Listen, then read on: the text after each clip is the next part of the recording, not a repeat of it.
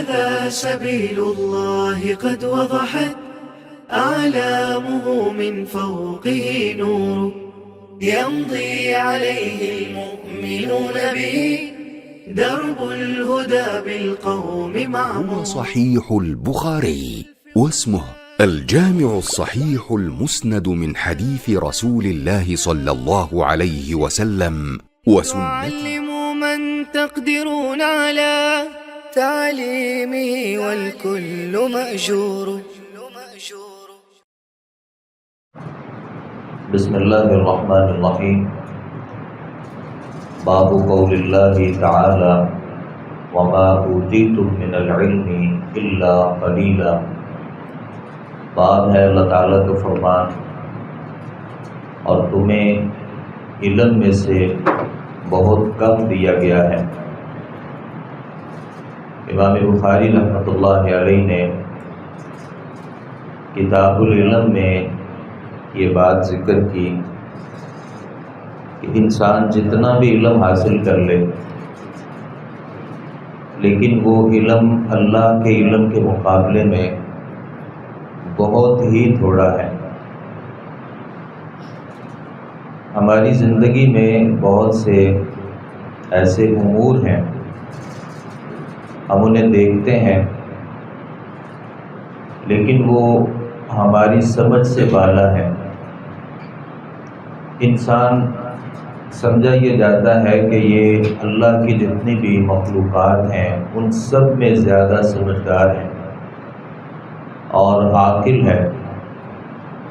لیکن عجیب بات یہ ہے کہ ایک کتا جو ہے اگر اسے پانی میں پھینک دیا جائے اور وہ بہت چھوٹا سا ہی کیوں نہ ہو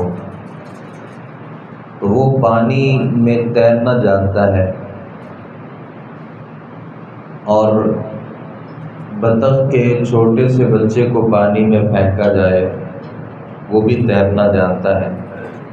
لیکن انسان جو اشرف ہے، عقل مند ہے، عاقل ہے، لیکن اگر اسے پانی میں پھینک دیا جائے تو یہ پانی میں تیرنا نہیں جانتا بلکہ پانی میں گرتے ہی غوطے کھا کر ڈوب جاتا ہے. کوئی ان باتوں کو نہیں سمجھ سکا.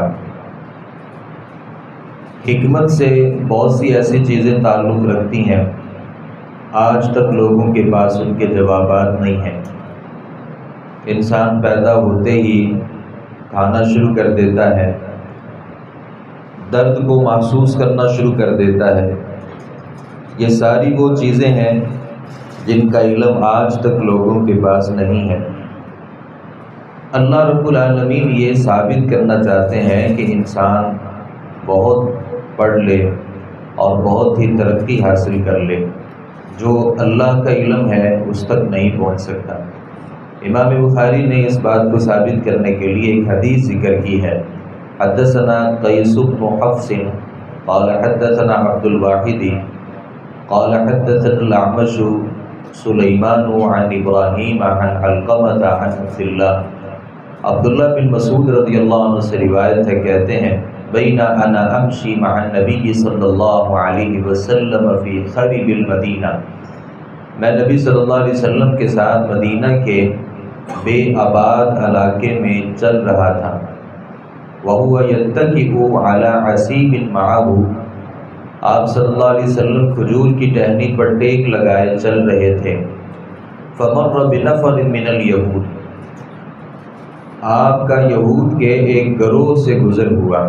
فقال بعضهم، تو ایک دوسرے سے کہنے لگے سلوہ عن الروح، آپ نبی صلی اللہ علیہ وسلم سے روح کے بارے میں سوال کرو. وقال بعضهم، اور ان میں سے کچھ کہنے لگے لا تسلوہ، اس سے سوال نہ کرو. لا یجیء فیہ بشیء تکرہونہ، کوئی ایسا جواب نہ دے جو تمہیں پسند نہ ہو. فقال بعضهم، پھر بعض کہنے لگے کہ لنسألنہ، ہم ضرور نبی صلی اللہ علیہ وسلم سے سوال کریں گے. فقام رجل منہم، تو ان میں سے ایک آدمی کھڑا ہوا. فقال، کہنے لگا یا ابا القاسم، اے ابو القاسم، مر روح، روح کیا ہے؟ فسکت، تو نبی صلی اللہ علیہ وسلم خاموش ہو گئے. فقلت، میں نے کہا انہ یوحیٰ الیہ، آپ صلی اللہ علیہ وسلم پہ وحی کی جا رہی ہے. فقمت، تو میں کھڑا ہو گیا. فلما انجلی عنہ، تو نبی صلی اللہ علیہ وسلم سے جب روح کی کیفیت دور ہوئی تو آپ نے فرمایا یسألونک عن الروح قل الروح من امر ربی، وہ آپ سے روح کے بارے میں سوال کرتے ہیں، آپ کہہ دیجئے کہ روح میرے رب کا امر ہے. وما اوتوا من العلم الا قلیلا، اور تمہیں علم میں سے بہت کم دیا گیا ہے. قال الاعمش، امام اعمش کہتے ہیں ہکذا فی قراءتنا، یہ اوتو کے جو الفاظ ہیں یہ ہماری قراءت میں سے ہیں. نبی صلی اللہ علیہ وسلم سے جب روح کے بارے میں سوال کیا گیا تو آپ صلی اللہ علیہ وسلم خاموش رہے، وحی کا انتظار کیا. تو اللہ رب العالمین نے جو آیت مبارکہ نازل فرمائی وہ یہ ہے کہ یہ لوگ آپ سے روح کے بارے میں سوال کرتے ہیں تو آپ ان سے کہہ دیجئے کہ روح میرے رب کا معاملہ ہے.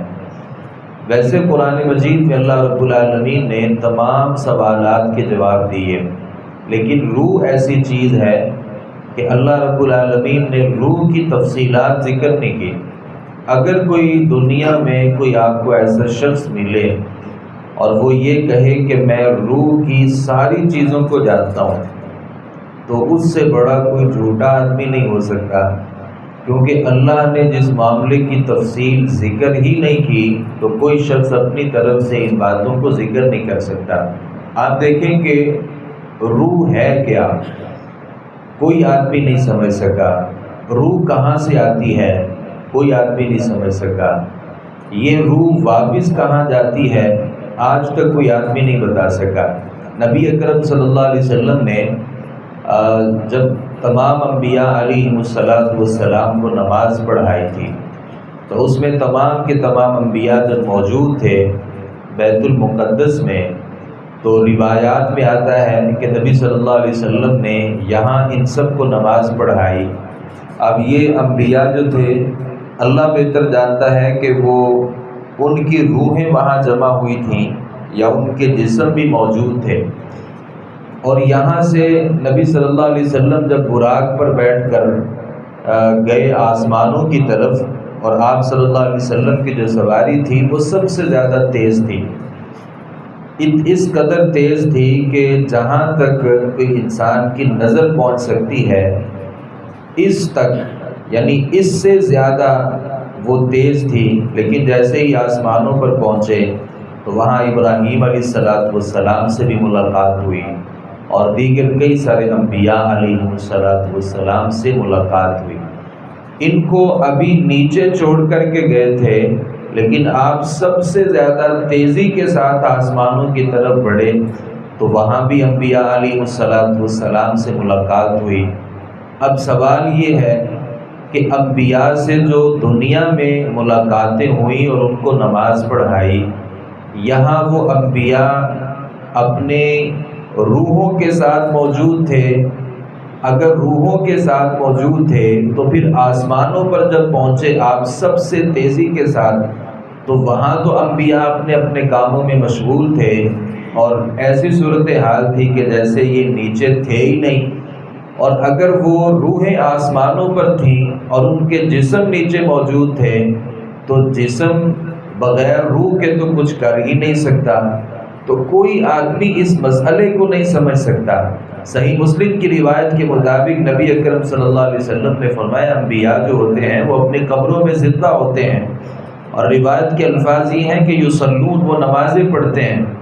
اب ہم تو اپنے ہاتھوں سے انبیاء جو ہوتے ہیں علیہم السلام لوگوں نے تو ان کی تدفین کر دی، اور وہ قبر کی صورتحال یہ ہے کہ وہاں کوئی آدمی کھڑا نہیں ہو سکتا، جبکہ حدیث کہتی ہے کہ انبیاء اپنے قبروں میں زندہ ہوتے ہیں اور وہ نماز پڑھتے ہیں. اور ہمارے نبی صلی اللہ علیہ وسلم کے حوالے سے تو یہاں تک ہے کہ کوئی ان کے اوپر جب جلود بھیجتا ہے تو آپ اس کا جواب دیتے ہیں. شہداء کے بارے میں قرآن مجید یہ کہتا ہے کہ بل احیاء، وہ تو زندہ ہیں. اب وہ زندگی کیسی ہے، ہم تو ان کے جانے پر روتے ہیں واویلا کرتے ہیں، لیکن اللہ رب العالمین ذکر کر رہے ہیں کہ وہ زندہ ہیں۔ ہمارے سامنے میت پڑی ہوتی ہے، گھر والے اس کے اوپر روتے ہیں، نوحہ کرتے ہیں۔ حدیث یہ کہتی ہے کہ میت کے جو گھر والے ہیں جب نوحہ کرتے ہیں تو میت کو تکلیف ہوتی ہے۔ اب سوال یہ ہے کہ وہ تکلیف کس چیز کو ہوتی ہے، روح کو ہوتی ہے یا جسم کو ہوتی ہے؟ اگر تو جسم کو ہوتی ہے تو جسم بغیر روح کے کوئی چیز حیثیت نہیں رکھتا، اور اگر روح کو ہوتی ہے تو روح تو اس کے اندر موجود ہی نہیں ہوتی، روح تو واپس جا چکی ہوتی ہے۔ تو وہ عذاب کس چیز کو ہوتا ہے یا تکلیف کس چیز کو ہوتی ہے؟ تو روح کے تعلق سے بیسیوں ایسے سوالات ہیں جن کا جواب کسی بھی عالم کے پاس نہیں ہے، کیونکہ اللہ رب العالمین نے اس چیز کا ذکر کسی کو کیا ہی نہیں ہے، اور اس کی جو تفصیلات ہیں وہ کبھی کسی کو بتائی ہی نہیں ہے، کیونکہ اللہ رب العالمین یہ ثابت کرنا چاہتے ہیں کہ لوگ کتنا ہی علم کیوں نہ حاصل کر لیں، کتنا علم کیوں نہ حاصل کر لیں، اللہ رب العالمین کا جو علم ہے اس کے مقابلے میں ہمارا جو علم ہے، ما اوتیتم من العلم الا قلیلا، کوئی ساری حدیثوں کا حافظ بن جائے اور سارے قرآن مجید کو یاد کر لے، اور عصری جتنی بھی تعلیم ہے وہ ڈاکٹر بن جائے، وہ انجینئر بن جائے، اور اس دنیا کا سب سے کامیاب ترین سائنسدان بن جائے، اور وہ یہ سمجھے کہ میرے پاس سارا علم آ چکا ہے، تو اللہ تو کہتے ہیں کہ ما اوتیتم من العلم الا قلیلا، تمہیں بہت ہی تھوڑا علم دیا گیا ہے۔ اصل علم کس کے پاس ہے؟ اصل علم جو ہے وہ اللہ رب العالمین کے پاس ہے۔ قل لا يعلم من فی السماوات والارض الغیب الا اللہ، ساری جو غیب کی باتیں ہیں وہ صرف اللہ کے پاس ہیں۔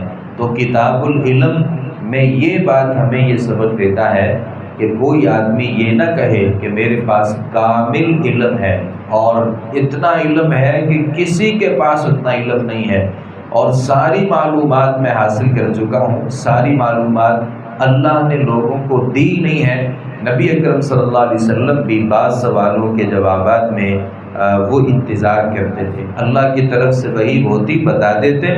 وحی میں جیسا کہ ہم نے یہ پڑھا کہ اللہ رب العالمین نے اس علم کو بتایا ہی نہیں، کیونکہ روح اللہ کا راز ہے، اور اللہ اس راز کو کسی کے سامنے ظاہر نہیں کرنا چاہتے۔ اللہ تعالیٰ سے دعا ہے صحیح معنوں میں حدیث کو سمجھنے، اس پر عمل پیرا ہونے کی توفیق عطا فرمائے۔ وما علینا الا البلاغ المبین۔